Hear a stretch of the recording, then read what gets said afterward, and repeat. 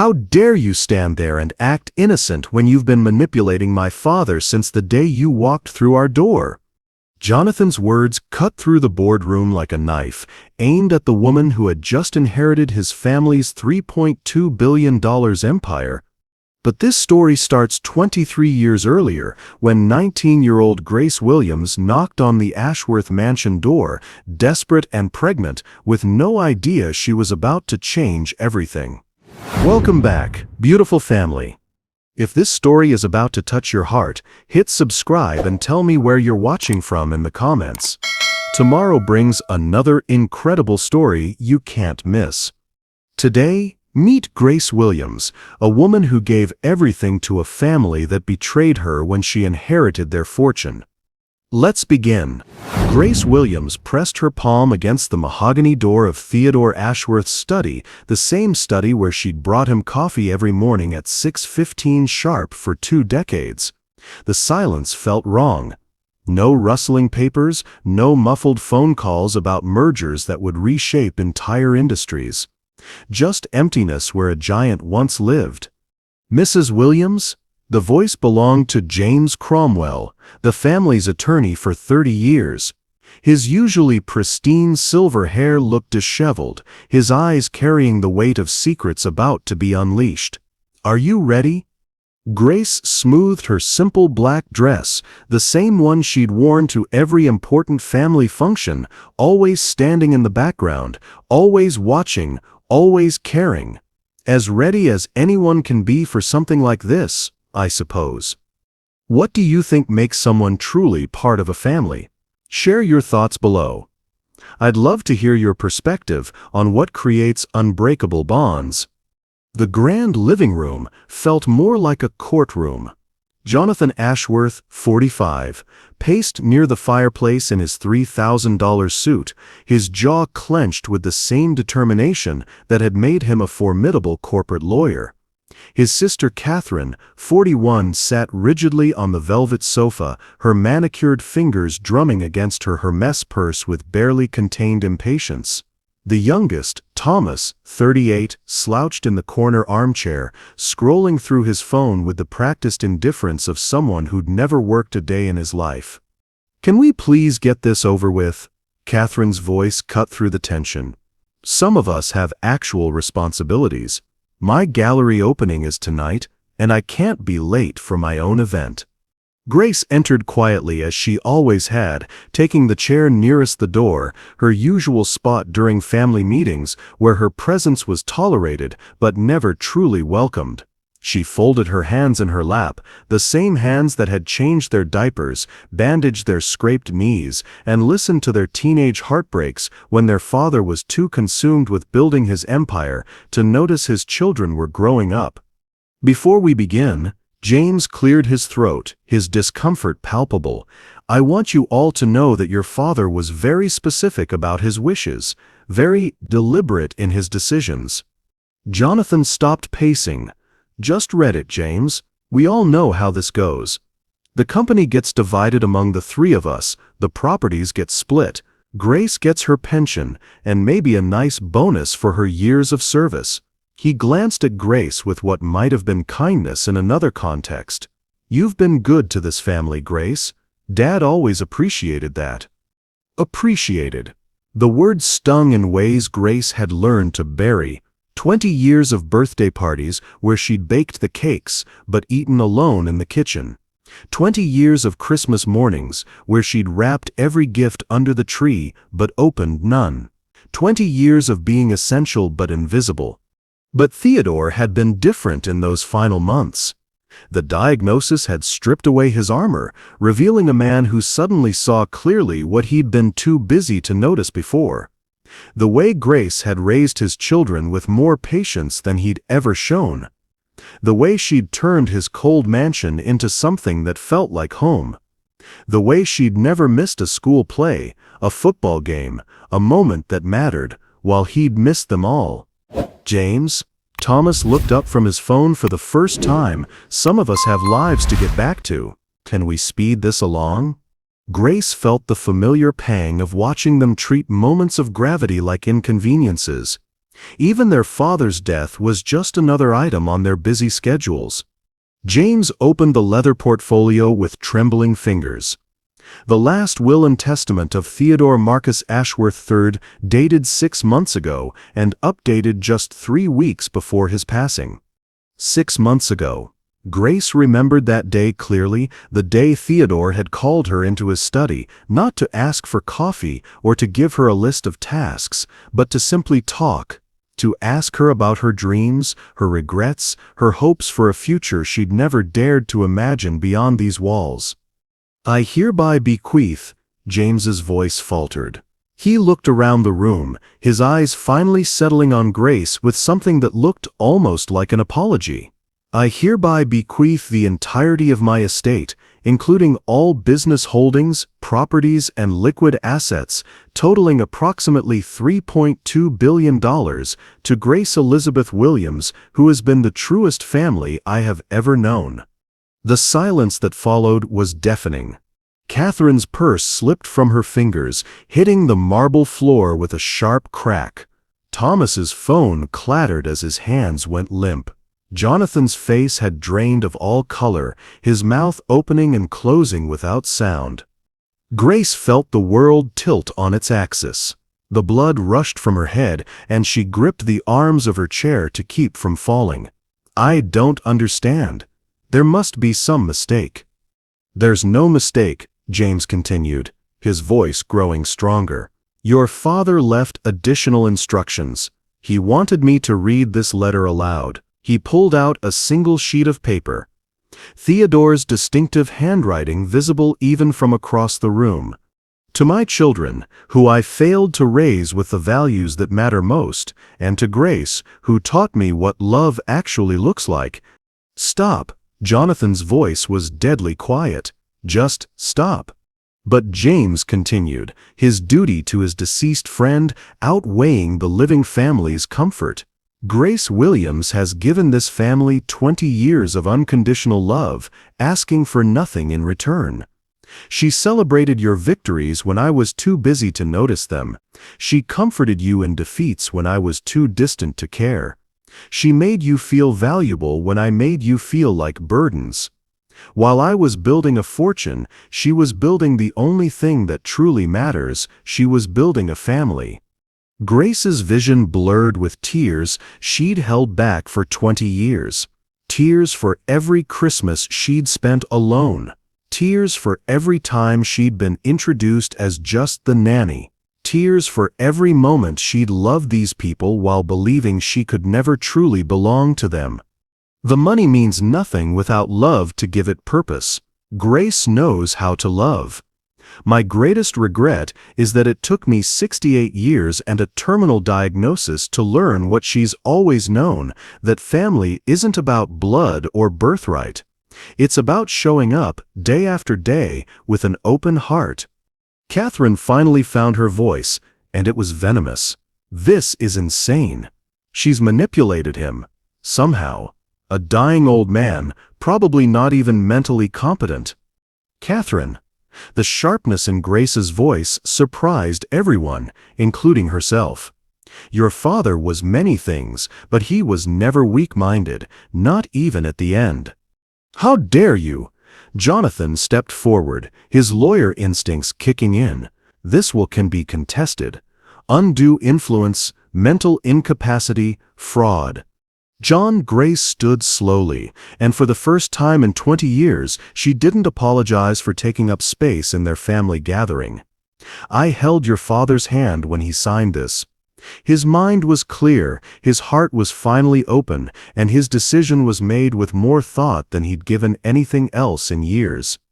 The weight of billions of dollars, of power and responsibility she'd never imagined, pressed down on her shoulders. But underneath that crushing reality was something else, something that felt like justice, like love finally recognized, like a voice that had been whispered for decades suddenly being heard. "James," she said quietly, "what exactly does this mean for all of us?" Before the attorney could answer, Catherine exploded. "What it means is that our father lost his mind, and you took advantage of a sick old man." The accusation hung in the air like poison. Grace looked at each of their faces. Jonathan's barely contained rage, Catherine's undisguised hatred, Thomas's shocked confusion, and realized that the people she'd loved like her own children now saw her as their enemy. The fortune was hers, but the family was about to tear itself apart. And she was the reason why. The grandfather clock in the corner chimed 3:15 p.m., its steady rhythm, the only sound in a room where 20 years of carefully maintained boundaries had just exploded into dust. Grace's hands trembled as she stared at the legal documents James placed before her. The numbers seemed impossible. $3.2 billion written in Theodore's distinctive handwriting, along with property deeds, stock certificates, and corporate ownership papers that transformed her from a woman who'd never owned more than her 10-year-old Honda into one of the wealthiest people in America. "Sign here," James whispered, his voice barely audible above the thunderous silence. "And here, these make it official." The Mont Blanc pen felt impossibly heavy in Grace's fingers, the same pen Theodore had used to sign merger deals worth hundreds of millions. She'd polished this pen countless times, never imagining she'd hold it to claim an inheritance that would reshape not just her life, but the lives of everyone she'd ever loved. Catherine's breathing had become shallow, rapid. "This isn't happening. This isn't real." She turned to Jonathan, her voice climbing toward hysteria. "Tell me this isn't real, John. Tell me there's something we can do." But Jonathan wasn't looking at his sister. He was staring at Grace with an expression she'd never seen before. Not quite hatred, not quite fear, but something that made her stomach clench with dread. 20 years, he said softly, his voice carrying a dangerous edge. 20 years you've been in this house, watching us, learning our weaknesses, planning this moment. John, that's not— Shut up. The words cracked like a whip. Don't you dare pretend this is a surprise. Don't you dare stand there and act innocent when you've been manipulating my father since the day you walked through our door. Grace felt each word like a physical blow. She'd changed Jonathan's bandages when he'd crashed his bike at age 8. She'd stayed up all night helping him with his law school applications. She'd been the one to call him when his father's diagnosis came in, her voice breaking as she delivered the news that would change everything. "I never asked for this," she whispered. "Bullshit." Catherine was on her feet now, her composure completely shattered. "You think we don't see what you've been doing? The way you hovered around him these last months, poisoning his mind against his own children." Thomas finally spoke, his young voice thin with confusion. "Grace, why? Why would Dad do this to us?" The question hit harder than his siblings' accusations because it came without malice, just pure, bewildered hurt. Grace looked at Thomas, remembering the scared 16-year-old who'd knocked on her door at 2 a.m. when he'd crashed his father's car, too terrified to face Theodore's disappointment. She'd driven him to the emergency room, sat with him through 12 stitches, and never told his father about the accident. "Tommy," she started, using the nickname she'd called him since childhood. "Don't!" His face hardened, and she saw Theodore's stubborn streak emerging. "Don't call me that. Not anymore." James cleared his throat, drawing attention back to the legal reality before them. "There's more. Your father included specific instructions about the transition of power." He pulled out another document. "Miss Williams is to assume immediate control of Ashworth Industries, with full authority over all business decisions. The family trust that provided your monthly allowances has been dissolved. The Manhattan penthouse, the Hamptons estate, and the Swiss chalet are now solely in Miss Williams' name." The color drained from Catherine's face. "Our homes! He's given our homes to the help." The help. Even now, even after everything, that's all Grace would ever be to them. But as she watched their world crumble around them, something unexpected stirred in Grace's chest, not satisfaction, she'd never wanted their pain, but something else. Something that felt dangerously like power. For 20 years, she'd apologized for existing in their space. She'd eaten dinner alone so they could have family time. She'd worked Christmas Day so they could enjoy their holiday without the reminder of hired help. She'd made herself invisible so they could pretend their perfect family wasn't held together by a black woman who loved them more than they'd ever loved each other. "James," Grace said, her voice steadier than it had been in years, "I need to understand exactly what authority I have here." "Complete authority," he replied. "Your father was very clear. All business decisions, all property management, all financial distributions, everything flows through you now." Jonathan's face had gone from pale to red, veins bulging in his neck. "You have no idea what you're doing. No education, no business experience, no understanding of the complexity." "I have 20 years of watching your father build this empire," Grace interrupted, and the quiet strength in her voice made everyone freeze. 20 years of sitting in on his phone calls because someone had to take notes when his arthritis got bad. 20 years of learning every aspect of his business because he trusted me with details he never shared with any of you. The truth hung in the air like a revelation. While they'd been living off trust funds and pursuing their hobbies, Grace had been Theodore's unofficial business partner, the one person he'd trusted with the intimate details of every major decision. Catherine's laugh was bitter, broken. "So this was always the plan? Playing the long game until you could steal everything from us?" "Catherine," Grace said quietly, "I never stole anything from you. But maybe it's time you asked yourself what you ever gave to earn it." The words were out before Grace could stop them, 20 years of swallowed responses finally finding their voice. The shock on Catherine's face was almost comical. The idea that the nanny might have opinions, might have feelings about how she'd been treated, had clearly never occurred to her. Thomas looked between them all, his young face crumbling. "This is insane. We're family. Family doesn't destroy each other like this." "Family." Grace repeated the word slowly, tasting its complex flavors. "Yes, Tommy, we are family. We've always been family. The question is whether you can accept that family doesn't look the way you expected it to." She signed the final document with a firm hand, the ink making everything irreversible. In that moment, Grace Williams ceased to be the nanny and became something else entirely, something powerful, something they'd have to reckon with, something that would force them all to confront truths they'd spent decades avoiding. "I'm not your enemy," she said, standing to face them all, "but I'm not your servant anymore either." Jonathan stepped closer, his voice low and threatening. "This isn't over, Grace. Not by a long shot." But as she looked into his eyes she'd seen filled with tears when he'd mourned his first heartbreak, eyes that had looked to her for comfort in every childhood crisis, Grace realized that the real battle wasn't about money or property or power. It was about whether love could survive the truth, and whether a family built on genuine care could triumph over one built on entitled expectation. The war for the Ashworth legacy had begun.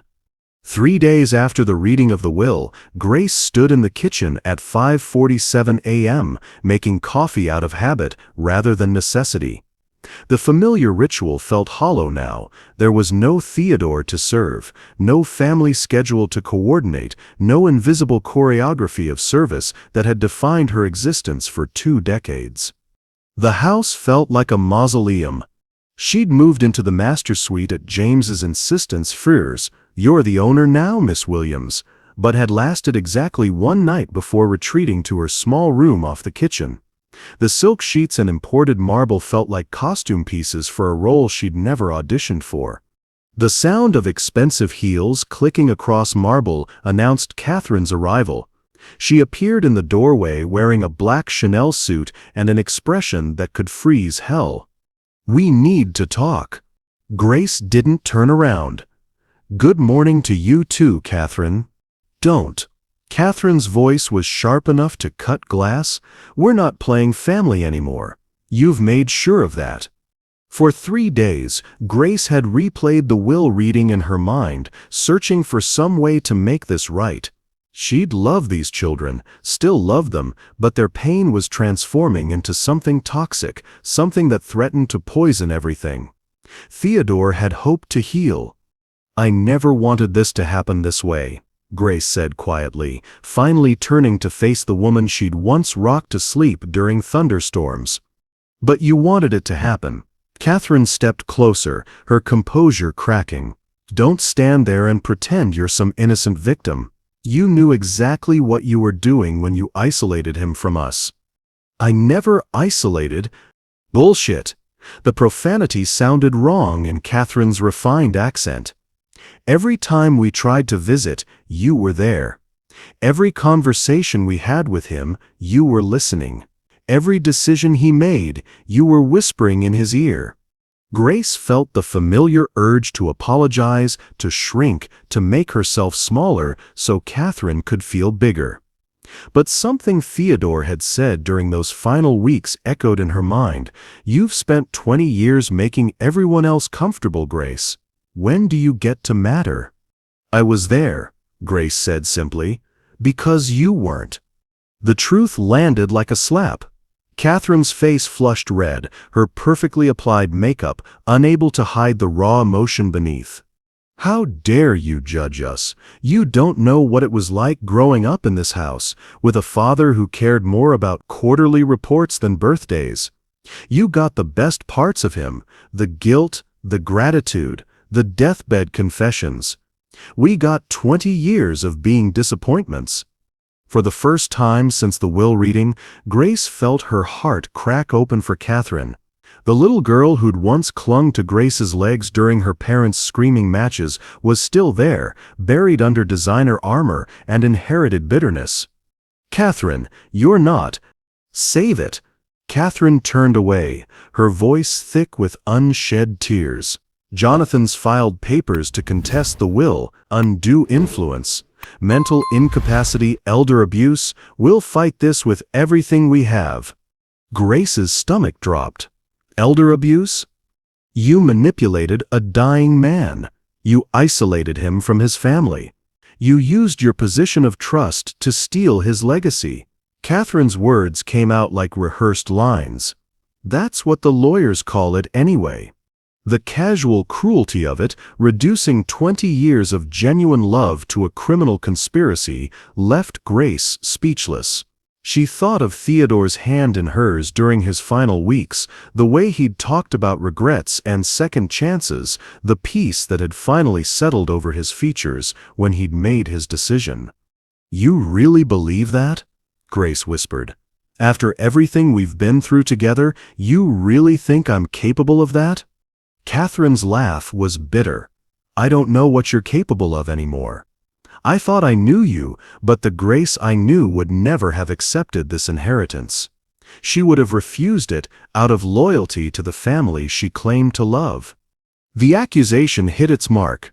Grace had wrestled with that exact thought for 3 sleepless nights. The Grace who'd raised these children, who'd put their needs before her own for 2 decades, wouldn't have taken what belonged to them. But maybe that Grace had been part of the problem. The sound of footsteps on the main staircase announced Jonathan's arrival. He appeared in the kitchen doorway wearing his lawyer armor, a perfectly pressed navy suit, and an expression of cold professionalism that made Grace's heart ache for the 8-year-old boy who'd once confided his dreams to her. Grace, his tone was business formal. I need you to review these documents. He placed a thick folder on the kitchen counter. Grace recognized the letterhead. Cromwell, Morrison and Associates, the family's law firm for 3 decades. What is this? A reasonable settlement offer, Jonathan said, his voice carefully neutral. We're prepared to provide you with a generous severance package, $2 million, plus a house in whatever city you prefer, plus full medical coverage for life. In exchange, you disclaim the inheritance and return the estate to its rightful heirs. $2 million, more money than Grace had ever imagined having, enough to disappear, to start over somewhere else, to finally live the life she'd never allowed herself to dream about. And if I refuse? Jonathan's mask slipped slightly, revealing the hurt underneath. Then we'll see you in court. And Grace. He leaned forward, his voice dropping to barely above a whisper. I know every detail of your life for the past 20 years. Every conversation, every interaction, every moment you spent alone with our father. If you make us fight this, I'll make sure the whole world sees exactly what kind of person takes advantage of a grieving widower. The threat hung in the air between them, poisoning what little remained of their relationship. Grace realized that the little boy who'd once trusted her with his secrets was prepared to destroy her to get what he believed he deserved. I need time to think, Grace said finally. 24 hours, Catherine interjected. After that, the offer's off the table, and this gets ugly. They left her standing in the kitchen, surrounded by the remnants of a family that was tearing itself apart. Grace looked around at the space where she'd prepared thousands of meals, bandaged countless scraped knees, and listened to decades of hopes and fears. This kitchen had been her kingdom, the place where she'd built a family out of love and daily care. Now it felt like a battlefield where everything she'd built was being systematically destroyed. Her phone buzzed with a text from Thomas, the first communication she'd received from him since the will reading. Grace, please, just give it back. Our family is falling apart, and I can't lose you too. There has to be another way. Reading his message, Grace realized the horrible truth Catherine had forced her to confront. The old Grace would have already signed those papers. She would have sacrificed her own future to keep the peace, to protect them from their own pain, to maintain the illusion that their love was more important than her dignity. But Theodore's gift wasn't just money, it was permission to finally matter. And if she gave that up now, what message would that send about the value of 20 years of love? What would you do if the people you loved most saw your greatest blessing as their greatest betrayal? Drop a comment. I'm curious about your perspective. Outside, storm clouds were gathering, and Grace wondered if some families were simply too broken to survive the truth. The question was whether she was strong enough to find out. At 6:23 a.m. on Thursday morning, Grace's phone exploded with notifications. Stock alerts, news feeds, missed calls from numbers she didn't recognize, all carrying the same devastating message: Ashworth Industries was in freefall. She fumbled for the remote, switching on the financial news channel as she rushed to get dressed. The headline scrolled across the screen in urgent red text: Ashworth Industries stock plummets 40% as succession crisis deepens. The anchor's voice cut through her panic. Sources close to the family confirm that control of the $3.2 billion empire has been transferred to Grace Williams, the family's longtime domestic employee, sparking legal challenges and investor panic about the company's future leadership. Grace's hands shook as she pulled on yesterday's clothes. 20 years of watching Theodore navigate crises had taught her one thing in business: perception was everything, and right now the perception was catastrophic. Her phone rang. James Cromwell's number. Grace, thank God, we have a situation. I'm watching the news. How bad is it? Worse than you can imagine. The Nakamura deal, your father's biggest acquisition in 5 years, they're threatening to pull out. The board of directors is demanding an emergency meeting. The New York Times is running a story about family infighting, and 3 major investors have already started selling their positions. Grace closed her eyes, feeling the weight of an empire crushing down on her shoulders. Be at the office in 1 hour. And Grace, James paused. The family will be there too. This crisis affects everyone, whether they want to work with you or not. Ashworth Industries occupied 4 floors of a gleaming Manhattan tower, its corporate headquarters a monument to old money and older power. Grace had visited exactly twice in 20 years, once for Theodore's retirement ceremony for his longtime secretary, and once when he'd had his first heart attack 3 years ago. Now she stood in the marble lobby, wearing her best black dress and the pearl necklace Theodore had given her last Christmas, trying to project authority she didn't feel. The security guard did a double-take when she announced herself as the new owner, clearly recognizing her from news coverage that had turned her into a national story overnight. The elevator ride to the 32nd floor felt eternal. When the doors opened, she was greeted by chaos. Phones rang incessantly. Well-dressed executives hurried past with grim expressions. The receptionist looked up with barely concealed panic. "Miss Williams, they're waiting for you in the boardroom." The boardroom doors opened to reveal a scene from Grace's nightmares. 20 of the city's most powerful business leaders sat around a mahogany table, their faces ranging from skeptical to openly hostile. At the head of the table sat Jonathan, Catherine, and Thomas, the first time she'd seen them together since the will reading. "Grace." Jonathan's voice was coldly professional. "Thank you for joining us." She took the only empty chair, Theodore's seat at the head of the table, and immediately felt every eye in the room studying her like a specimen under a microscope. "Ladies and gentlemen," Jonathan continued, "I think we can all agree that Ashworth Industries is facing an unprecedented crisis of confidence. The market has spoken clearly about its concerns regarding unconventional leadership transition." Board member Harrison Westbrook, whom Grace recognized from Theodore's funeral, leaned forward. "Miss Williams, with all due respect, you have no formal business education, no corporate leadership experience, and no understanding of the complexities involved in running a multinational corporation." Grace felt heat rising in her cheeks, but Theodore's voice echoed in her memory. "Never let them see you sweat, Grace. In business, confidence is currency."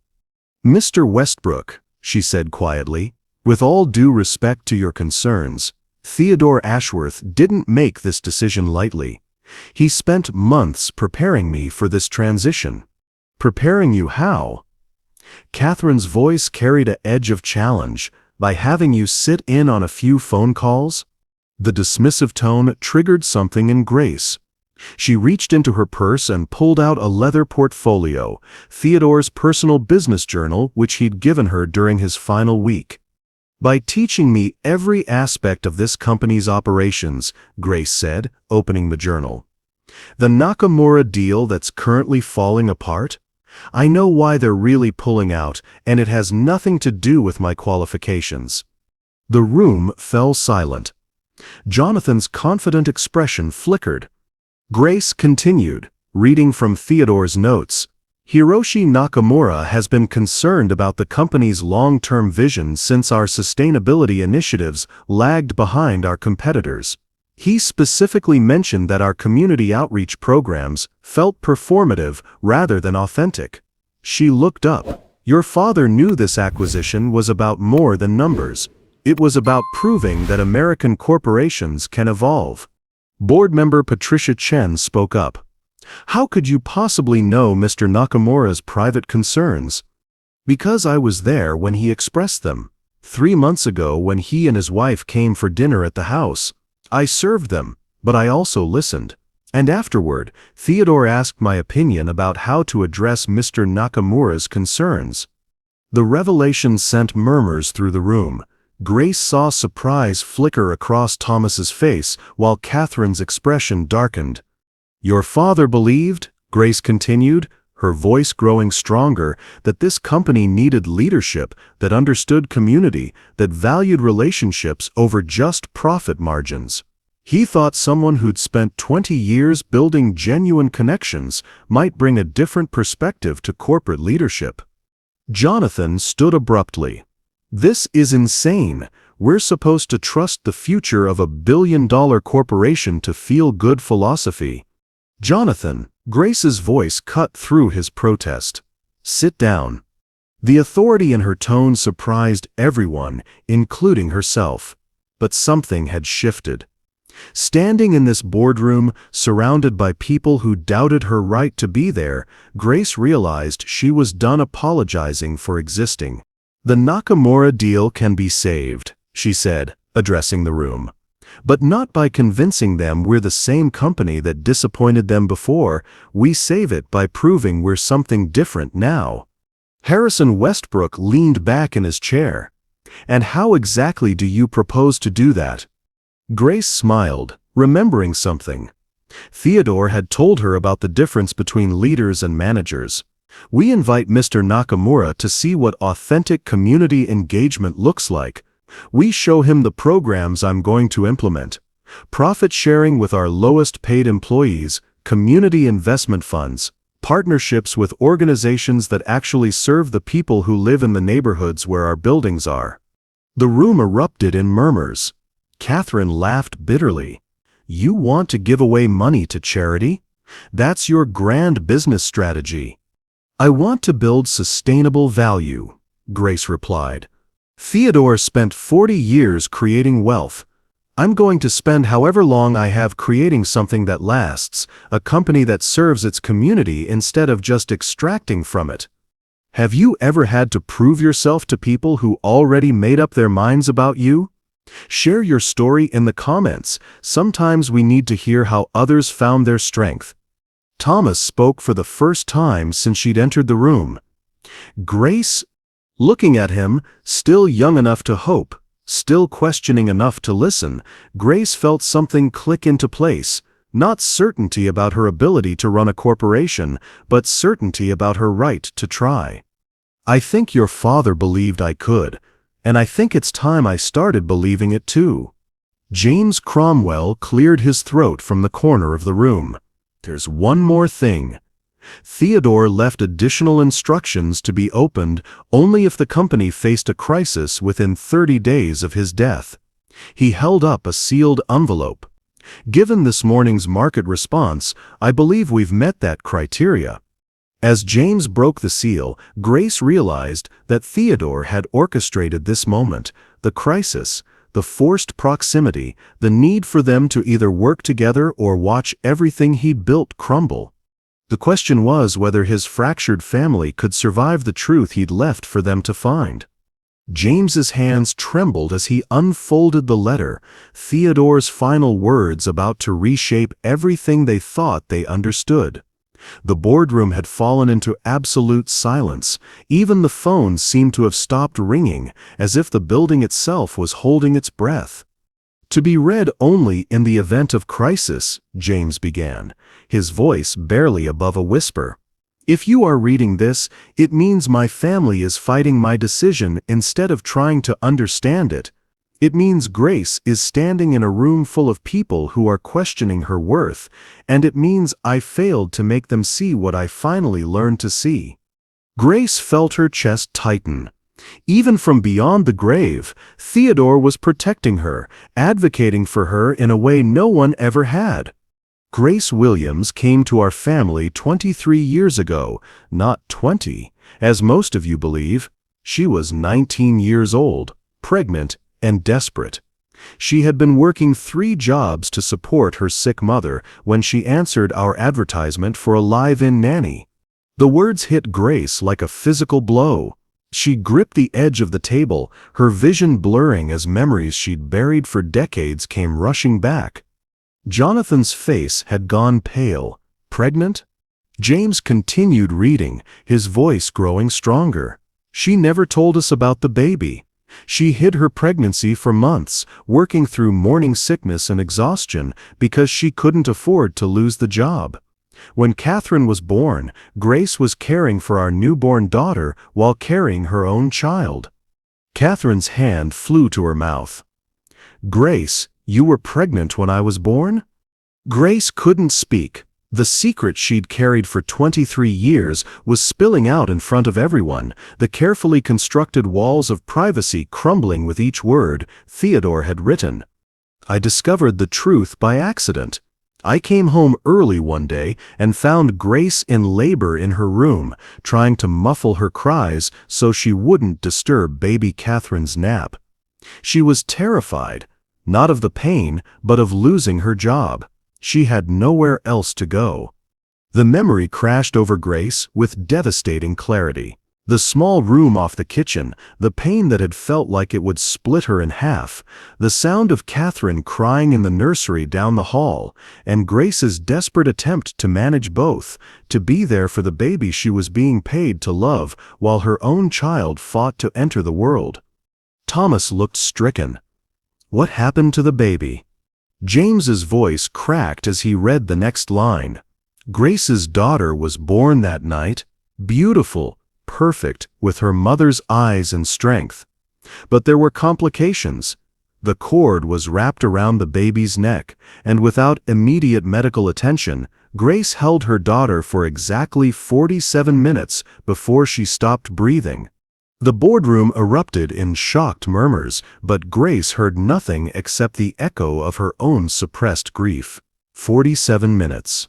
She'd never told anyone the exact time, but she'd counted every second, memorizing the weight of her daughter in her arms, the perfect curve of her tiny fingers, the way she'd looked at Grace as if she knew their time together would be brief. Grace buried her daughter 3 days later, alone because she couldn't afford to take time off work. She came back that same afternoon and took care of Catherine as if nothing had happened because she had nowhere else to go and no other way to survive. Catherine was crying now, ugly sobs that shook her entire body.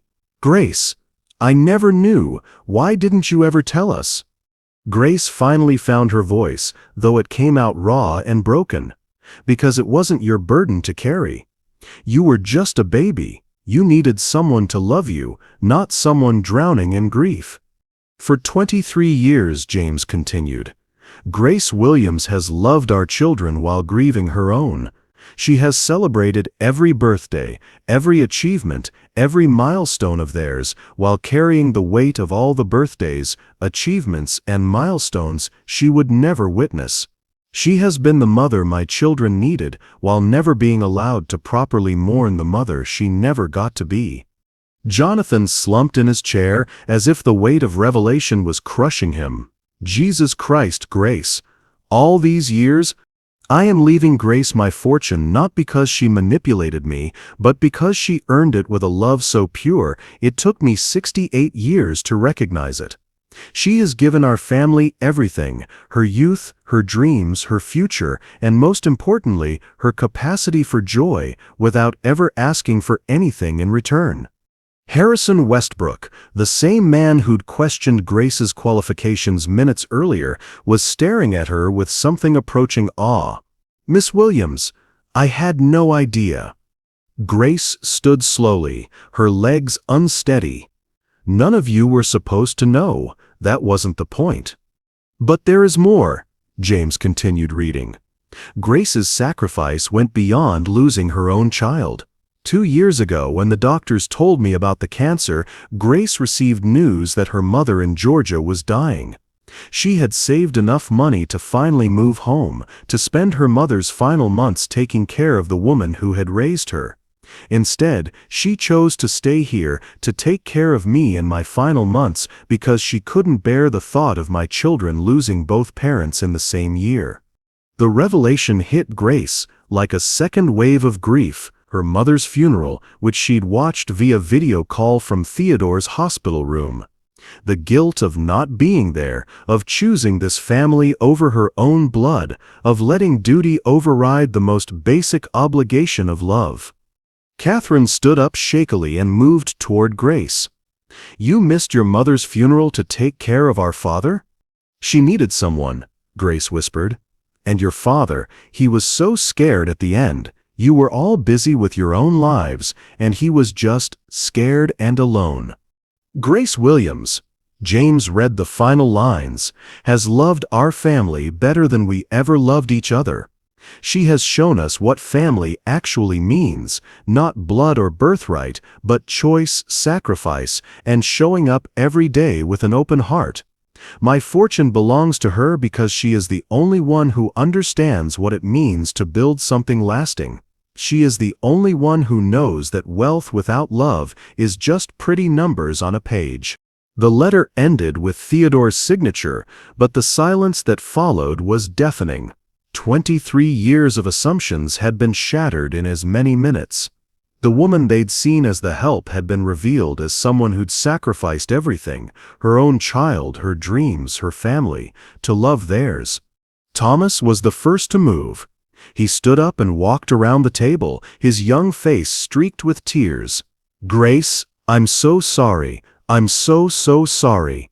He wrapped his arms around her, and for the first time in days, Grace felt like she could breathe. "It's okay, Tommy." "No, it's not okay." Jonathan's voice was thick with emotion. "Nothing about this is okay. We've been treating you like some kind of criminal when all along you've been—" He couldn't finish the sentence. But Grace understood.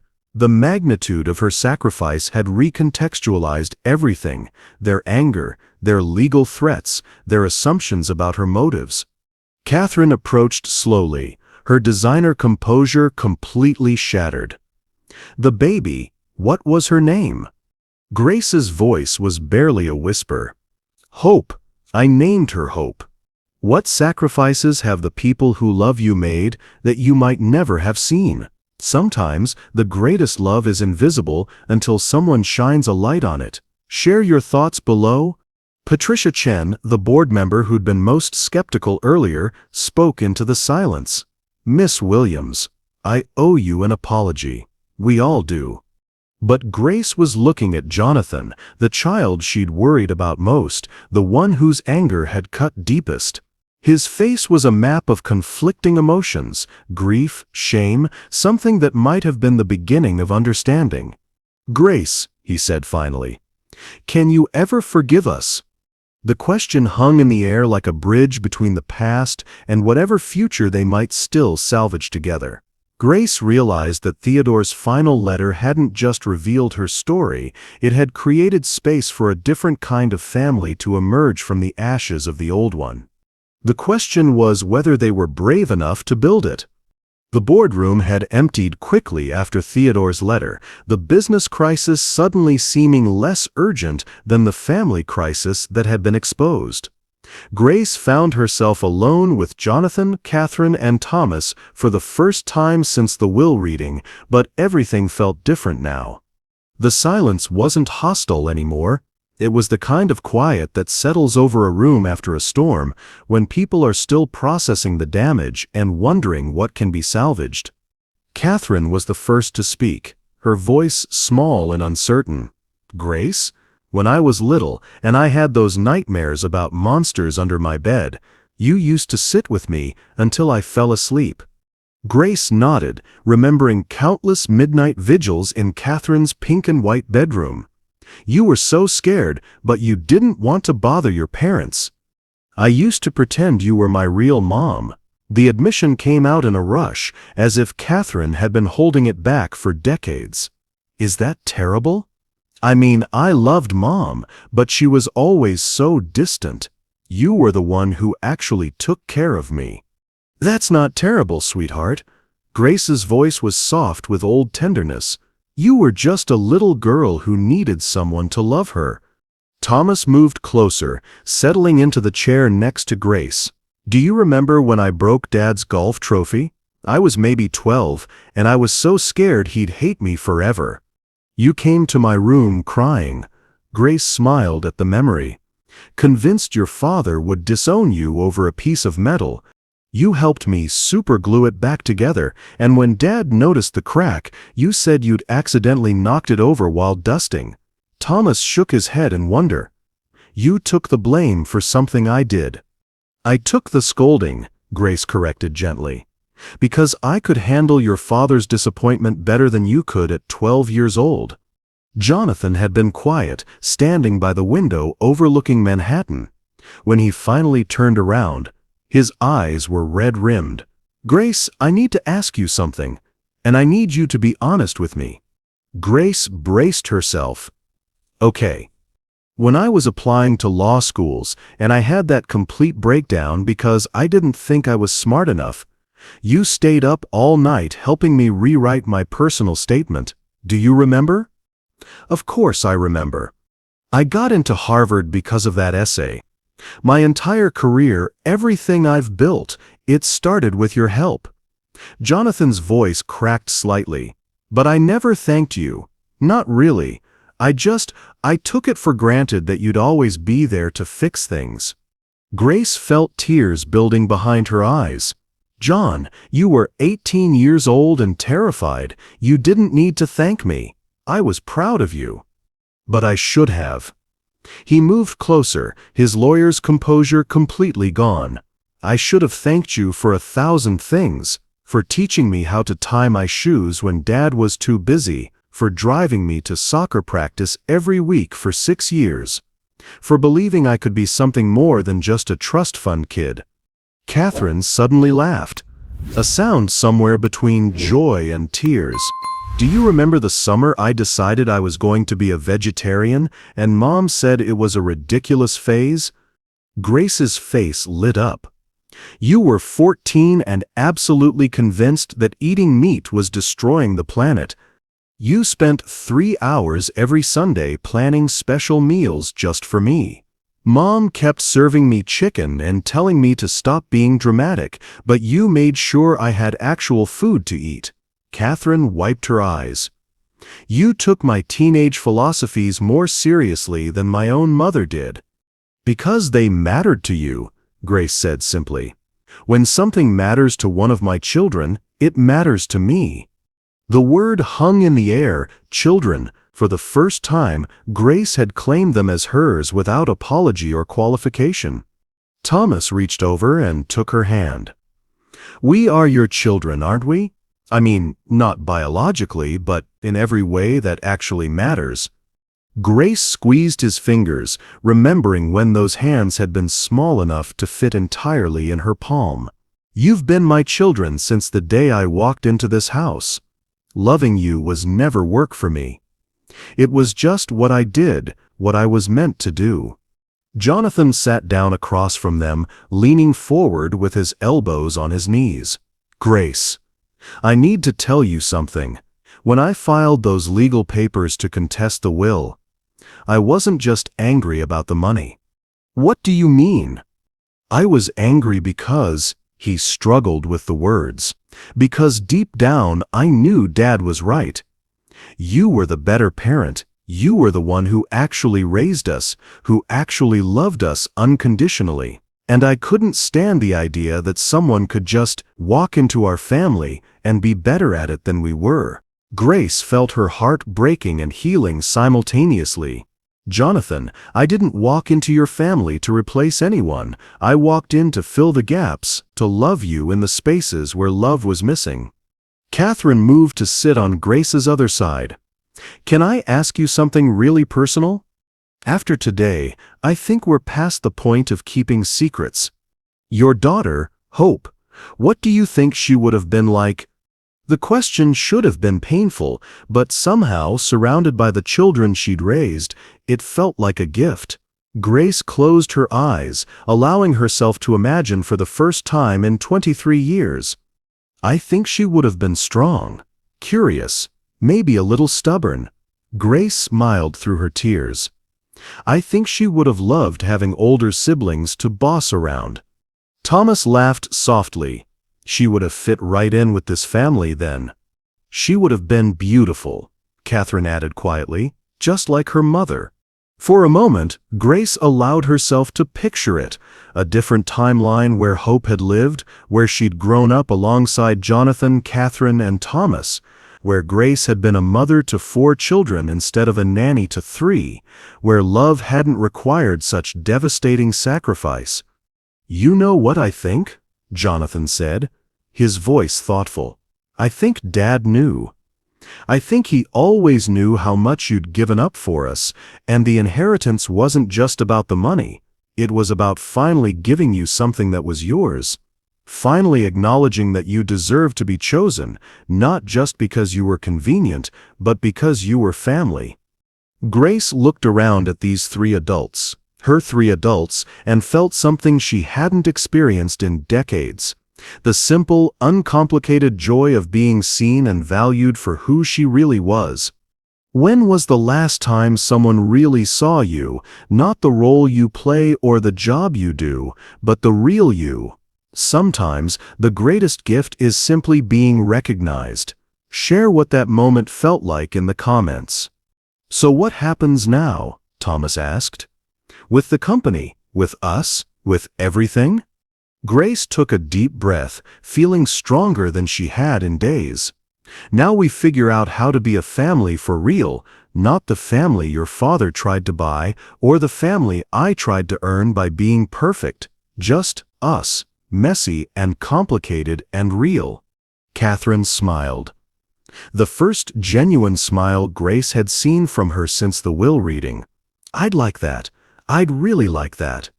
But even as they sat there, basking in the fragile warmth of new understanding, Grace couldn't shake the feeling that this peace was too precious, too perfect to last. Some storms, once they start, have to run their full course before the sky clears completely, and they were still in the eye of this one. The peace lasted exactly 18 hours. Grace woke to her phone buzzing with an urgency that made her stomach drop. 6:47 a.m. and already 15 missed calls from James, 23 text messages, and a string of news alerts that made her blood run cold. The headline on her phone screen read, "Billionaire's Family Nanny: The Untold Story of Manipulation and Greed." With trembling fingers, she opened the article from the New York Post. Her graduation photo from 23 years ago stared back at her, young, hopeful, completely unprepared for what was coming. But worse than the photo was the byline, "Exclusive interview with Jonathan Ashworth, heir to the Ashworth fortune." No. Please. No. She scrolled down to find Jonathan's quotes, each word a knife to her heart. Looking back, there were signs we should have noticed. Grace Williams positioned herself as indispensable to our family, gradually isolating our father from his children. She was always present during his most vulnerable moments, always ready with advice that coincidentally served her interests. Grace's vision blurred as she continued reading. The timing of her increased influence correlates directly with my father's declining health. She knew exactly when to play on his guilt about being an absent father. It's textbook manipulation of an elderly, grieving widower. The phone slipped from her numb fingers as the full magnitude of the betrayal hit her. This wasn't just a legal strategy or media damage control. This was Jonathan, the boy she'd helped with his law school essays, the man who'd held her hand just yesterday, painting her as a predator who'd spent 23 years orchestrating this moment. Her phone rang. Catherine's name on the screen. Grace almost didn't answer, but some masochistic need to hear the explanation made her pick up. "Grace, I can explain." "Can you?" Grace's voice came out dead, emotionless. "Can you explain how yesterday you called me family, and this morning your brother is telling the world I'm a manipulative con artist?" The board called an emergency meeting at 5 a.m. The stock price dropped another 20% overnight. There are rumors that 3 major clients are pulling their contracts. The lawyers said we needed to control the narrative before it destroyed everything Dad built. Control the narrative. Corporate speak for throwing Grace under the bus to save themselves. So you chose to sacrifice me. We chose to save the company. Catherine's voice cracked with desperation. 40,000 people work for Ashworth Industries. Grace, if the company collapses, they all lose their jobs. Sometimes you have to make impossible choices. And it was impossible to stand by me? To defend the woman who raised you? The silence on the other end lasted too long, and Grace had her answer. The lawyers said if we distanced ourselves from the narrative, if we positioned this as elder abuse rather than a family dispute, we could salvage the business relationships. It's temporary, Grace. Once things calm down. Grace hung up. She sat in the kitchen. Her kitchen, she reminded herself, though it had never felt less like home, and tried to process the scope of the betrayal. They'd taken her deepest vulnerabilities, the story of her daughter, her sacrifice for their father, and weaponized it into evidence of manipulation. Her phone buzzed again. A text from Thomas. "Grace, please don't watch the news. We can fix this. Just give us time to fix this." But Grace had already turned on the television. The morning shows were leading with the story, using phrases like gold-digging domestic worker and elder abuse scandal. They dug up her juvenile record, a shoplifting charge from when she was 17 and desperate to feed her sick mother. They'd found classmates from high school who described her as ambitious and always looking for an angle. The doorbell rang. Grace looked through the window to see a crowd of reporters camping on the front lawn, their cameras trained on the house like weapons. Her phone rang again. James this time. "Grace, don't say anything to the media. Don't leave the house. This is going to get worse before it gets better." "Worse how?" "Jonathan's doing a live interview on CNN at noon. And Catherine's been scheduled for Good Morning America tomorrow. They're being advised to maintain consistent messaging about protecting their father's legacy from exploitation." Grace felt something inside her chest crack open, not her heart, which had already been shattered, but something deeper, her faith in the people she loved most. "James, I need you to do something for me. Anything. I need you to prepare papers transferring the inheritance back to the Ashworth children." "Grace? No, don't make decisions when you're hurt and angry." "I'm not hurt and angry," Grace lied. I'm tired of fighting for people who will never see me as anything more than the help." She hung up and walked upstairs to Theodore's study, the room where this had all started.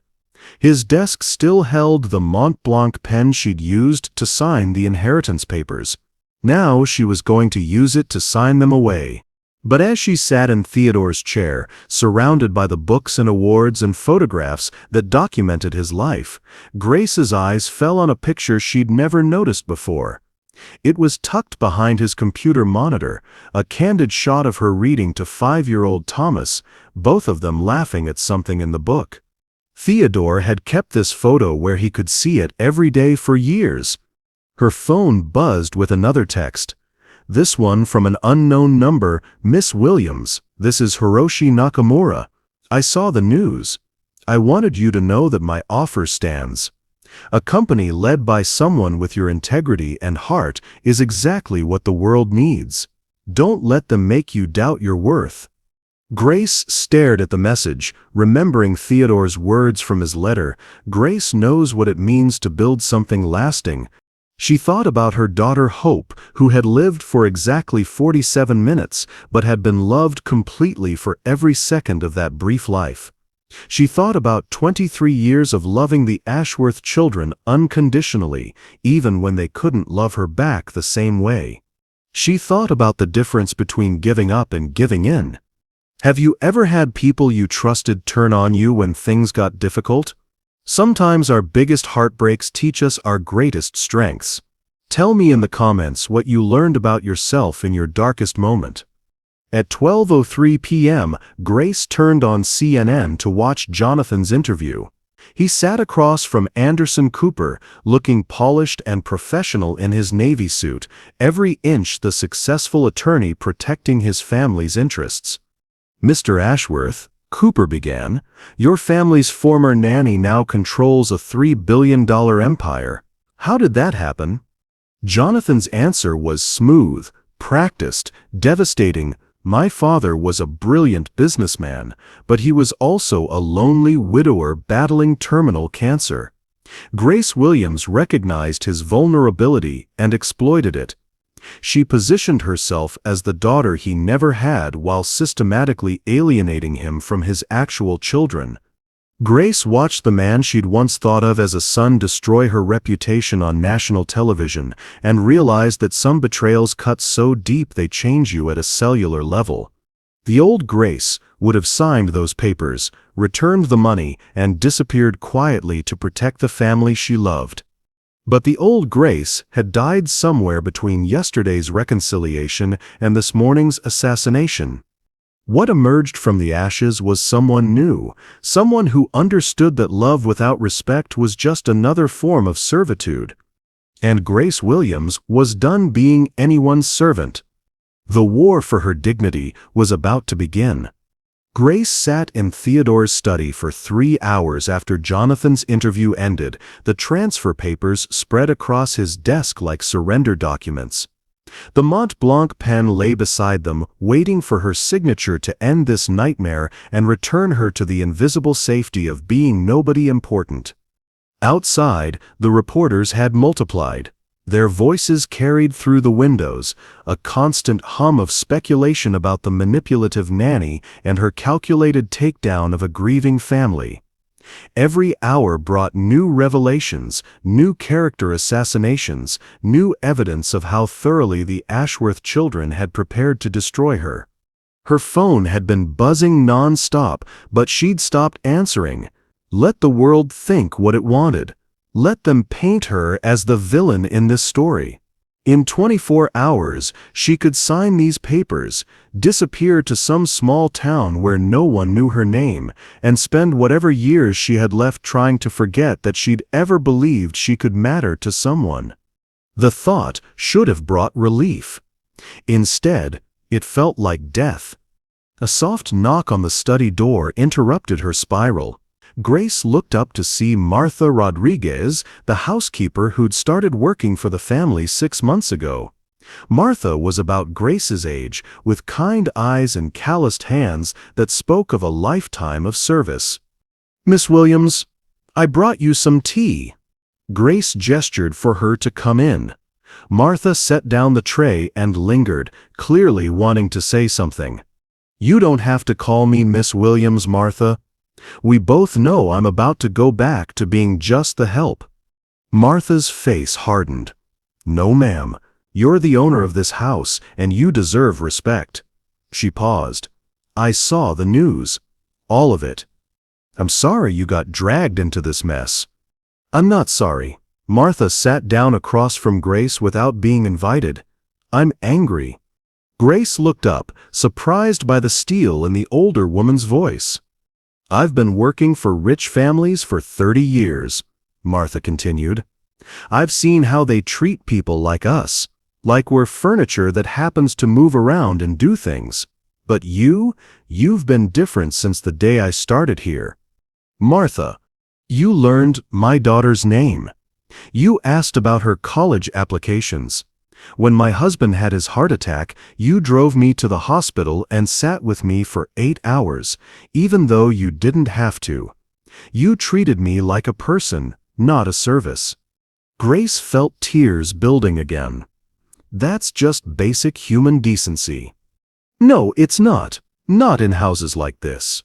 Martha leaned forward. "Those children on the TV? They're scared. They're scared because for the first time in their lives, someone who actually earned something is getting what they deserve, and they can't handle it." Grace gestured at the transfer papers. "Maybe they're right, though. Maybe I should just give it back and disappear. Maybe this was all a mistake." Martha stood up abruptly. "Come with me." "What?" "Come with me. There's something you need to see." Against her better judgment, Grace followed Martha through the house to the kitchen, then down the back stairs to the small apartment where Theodore had let her live for 23 years. Martha opened Grace's closet and pulled out a large cardboard box from the top shelf. "What is this?" "Look for yourself." Grace opened the box to find hundreds of items she'd forgotten she'd saved. Birthday cards made from construction paper with "To the best mom ever" written in crayon. School pictures with notes on the back, "For Grace who always believes in me. Love, Jonathan." A Father's Day card from 12-year-old Catherine that read, "You're not my dad, but you're the parent who's always there." Thomas's high school graduation photo, signed "None of this would have happened without you." At the bottom of the box was a letter in Theodore's handwriting, dated 2 years ago. Grace, I found this box when I was looking for Christmas decorations in your closet. I was going to surprise you with lights for your room. I realize that you've been keeping every token of love my children have given you, even when they forgot they'd given them. You have loved them more consistently than I ever managed. If something happens to me, I want you to remember that love like this doesn't just disappear because things get complicated. Real family finds its way back to each other. Theodore. Grace's hands shook as she read his words. How did you know about this box? Mr. Theodore told me about it the week before he died. He made me promise that if things got bad, I'd show it to you. He said you might forget how much you matter to them when the lawyers started talking. Grace sank into her old chair, the chair where she'd sat through countless sleepless nights when the children were sick, where she'd waited up when they missed curfew, where she'd planned birthday parties and Christmas mornings and graduation celebrations. They betrayed me, Martha. They took everything I told them yesterday and turned it into evidence against me. They're scared, Martha repeated. But being scared doesn't mean they don't love you. It just means they're choosing fear over love right now. Grace looked at the graduation photo in her hands. Thomas at 18, beaming with pride because he'd gotten into Columbia. She remembered that day clearly. He'd run into the kitchen and swept her into a hug, spinning her around like she was his actual mother. What if I fight back and they hate me forever? What if you don't fight back and you hate yourself forever? The question hit like a physical blow. Grace realized she'd been so focused on protecting their feelings that she'd never considered protecting her own dignity. Her phone buzzed with a text from an unknown number. Miss Williams, this is Rebecca Chen, producer at 60 Minutes. We'd like to tell your side of the story. The real story. Are you available to talk? Grace stared at the message, then at the box of memories, then at the transfer papers waiting upstairs. 2 paths stretched before her, surrender or fight. Invisibility or visibility, protecting the people who'd betrayed her, or protecting the truth that might still save them all. Martha seemed to read her thoughts. Mr. Theodore didn't give you that inheritance to make your life easier, Miss Williams. He gave it to you to make their lives better. But you can't do that if you run away. What's the hardest choice you've ever had to make between protecting yourself and protecting people you love? Sometimes, the most loving thing is to refuse to enable their worst impulses. Share your thoughts below. Grace looked around her small room, the place where she'd lived like a servant for 23 years, grateful for scraps of affection and moments of belonging. Then she thought about the master suite upstairs, the room Theodore had wanted her to claim as her own. She picked up her phone and typed a response to Rebecca Chen. Yes, I'm ready to tell the truth. All of it. Because Grace Williams was done choosing other people's comfort over her own dignity. And if love was real, it would survive the truth. If it wasn't, then it was time to stop calling it love. The 60 Minutes interview aired on a Sunday evening, exactly 2 weeks after the will reading that had changed everything. Grace sat in Theodore's study, her study now, watching herself on television, still amazed by the woman who looked back at her. This Grace was different. She sat straighter, spoke clearer, met the camera's gaze without flinching. When Rebecca Chen asked about the accusations of manipulation, Grace's response was calm and devastating. I spent 23 years loving children who weren't mine, grieving a daughter who died in my arms, and building a family that I was never allowed to officially belong to. If that's manipulation, then I'm guilty, but I call it love. The interview had run for an hour, but it felt like a lifetime of truth condensed into television. Grace had shown the box of memories, read excerpts from Theodore's private journals about his regrets as a father, and shared the story of Hope's 47 minutes of life with a rawness that made hardened journalists cry. But most importantly, she'd spoken about forgiveness. "The Ashworth children are scared," she'd told Rebecca. "They're acting out of fear, not malice. I raised them to be better than this, and I believe they still can be." The response had been immediate and overwhelming. Hash Justice for Grace trended on social media for 3 days. The Nakamura deal was not only saved but expanded, with Hiroshi publicly stating that a company led by someone of Miss Williams' character represents the future of ethical business. 3 other major corporations had reached out about partnerships, specifically citing their desire to work with Grace's vision of community-focused capitalism. More importantly, the truth had begun to heal wounds that seemed beyond repair. A soft knock on the study door interrupted her thoughts. "Come in." Jonathan appeared in the doorway, looking younger and more uncertain than she'd seen him since he was a teenager. His usual armor of expensive suits and practiced confidence had been stripped away, leaving just a man who'd lost his way and was trying to find his way back. "Grace, can we talk?" She gestured to the chair across from Theodore's desk. "Of course." He sat down heavily, his hands clasped tightly in his lap. "I watched the interview. I watched all of it. And I realized that somewhere along the way, I forgot who you are. I forgot who I am." His voice cracked slightly. "I spent so much time being afraid of not measuring up to Dad's expectations that I became someone Dad would have been ashamed of." Grace leaned back in her chair, studying the man she'd once rocked to sleep during thunderstorms. "What are you saying, John?" "I'm saying I'm sorry. I'm saying I let fear turn me into someone who could betray the person who loved me most." He looked up, his eyes red-rimmed with exhaustion and regret. "I'm saying I want to come home." Before Grace could respond, Catherine appeared in the doorway with Thomas behind her.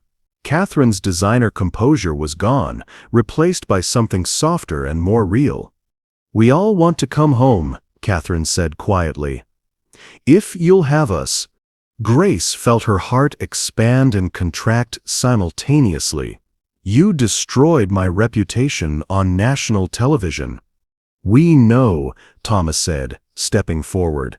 "And we spent the last 2 weeks trying to figure out how to fix it. But then we realized that fixing it wasn't enough. We need to be better.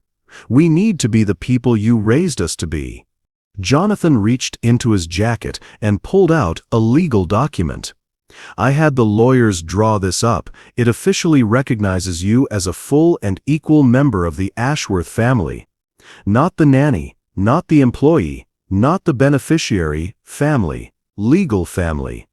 Grace's breath caught. "What does that mean?"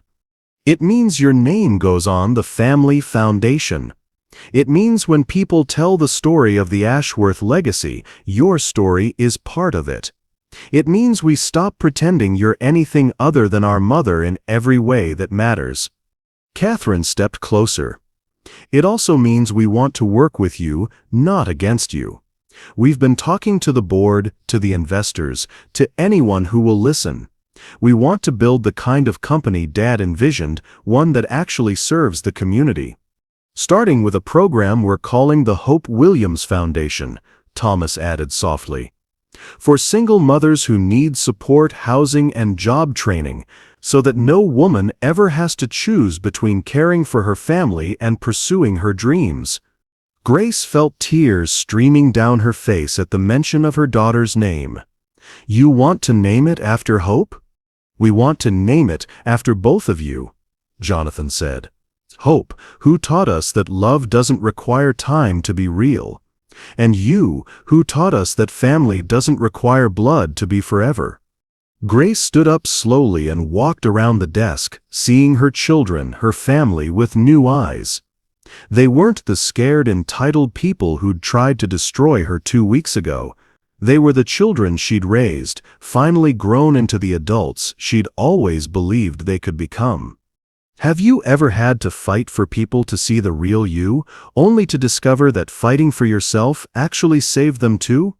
Sometimes standing in our truth gives others permission to find theirs. Share your story in the comments. Let's celebrate the courage it takes to demand the love we deserve. There's one condition, Grace said, her voice steady and strong. Anything, Catherine said quickly. We do this together, all of us. As equals. I'm not the hired help anymore, but I'm not the boss either. We're family, which means we make decisions as family. Jonathan smiled. The first genuine smile she'd seen from him since Theodore's death. Does that mean you'll stay? Does that mean you forgive us?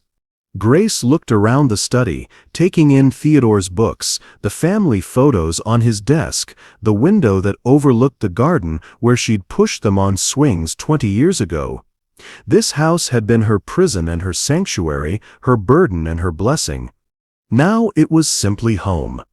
I forgive you, she said simply. But more than that, I choose you. I choose us. I choose this messy, complicated, beautiful family we've built together. They came together in a hug that felt like coming home after a long journey through darkness. Grace held her children close. Jonathan with his stubborn strength, Catherine with her fierce loyalty, Thomas with his gentle heart, and felt the pieces of her fractured world clicking back into place. Your father would be proud, she whispered into their embrace. He'd be proud of you, Jonathan corrected, for refusing to let us be less than we could be. As they stood there in Theodore's study, surrounded by the evidence of a life well lived and a legacy worth preserving, Grace realized that some stories don't end with happiness, they end with hope. Hope that love is stronger than fear, that truth is more powerful than comfort, and that family is something you build with choice and commitment rather than something you're simply born into. The fortune Theodore left her had been a gift, but not the one she'd thought.